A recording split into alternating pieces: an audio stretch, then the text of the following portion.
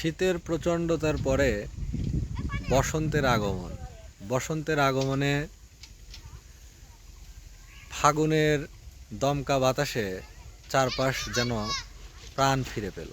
শীতের রিক্ততার পরে গ্রীষ্মের পূর্বে বসন্তের আগমন প্রকৃতিতে দেয় এক নব যৌবন, দেয় এক নতুন উচ্ছ্বাস। এবং এই সময়ে চারপাশে বিভিন্ন প্রকারের ফুল দেখা যায়, রৌদ্রোজ্জ্বল আকাশ থাকে, সবুজে ঘেরা। শীতের রিক্ততার পরে গাছে নতুন পাতা জন্মাতে শুরু করে।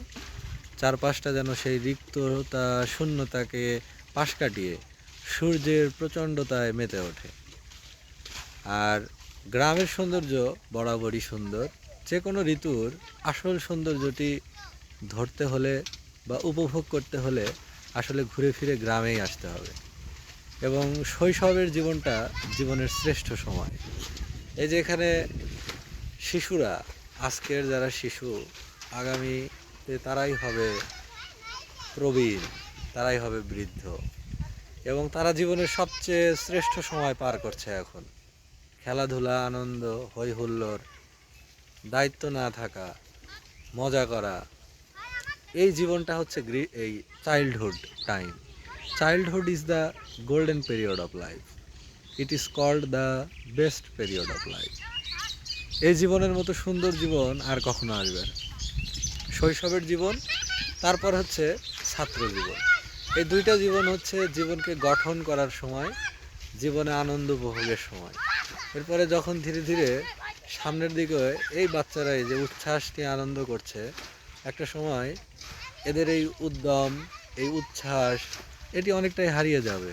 জীবনের বাস্তবতায়, কাজের চাপে, দায়িত্বের বোঝায় তারা এই যে আনন্দ করা, মজা করা, এই যে মানসিকতা, এই মানসিকতাটা অনেকটাই তাদের ম্লান হয়ে যাবে।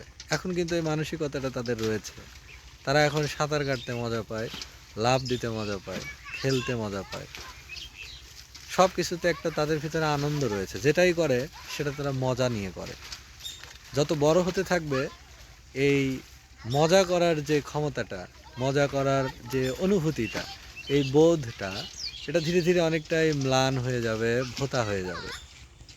এবং শৈশবের সময়টা যাদের যত মধুর, বাকি জীবনটা তাদের কাছে ঠিক ততটা আনন্দ ঘন মনে হয়। শৈশব যাদের সুন্দর, তারা বড় বয়সেও শৈশবটাকে পুঁজি করে, শৈশবের স্মৃতিটাকে রোমন্থন করে, পুনর্জাগরণ করে, পুনরায় ভেবে একটা স্বস্তি পায়, একটা আনন্দ পায়, একটা সুখ পায়। এই জন্য শৈশবটাকে সবসময় সোনালি করে রাখাটা বোধহয় খুব বেশি দরকার। সামনের জীবনের একটা বিনিয়োগ এটি, ভবিষ্যৎ জীবনের একটা পুঁজি এটি।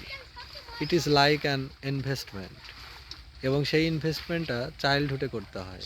যত বেশি আনন্দ, যত বেশি ফুর্তি, যত বেশি উচ্ছ্বাস এই সময়টাতে করা যায়, গোটা জীবনটাতে, সামনের জীবনে পিছন ফিরে তাকিয়ে এই দিনগুলোর কথা ভেবে জীবনে একটু হলেও স্বস্তির দেখা মেলে বা সুখের দেখা মেলে।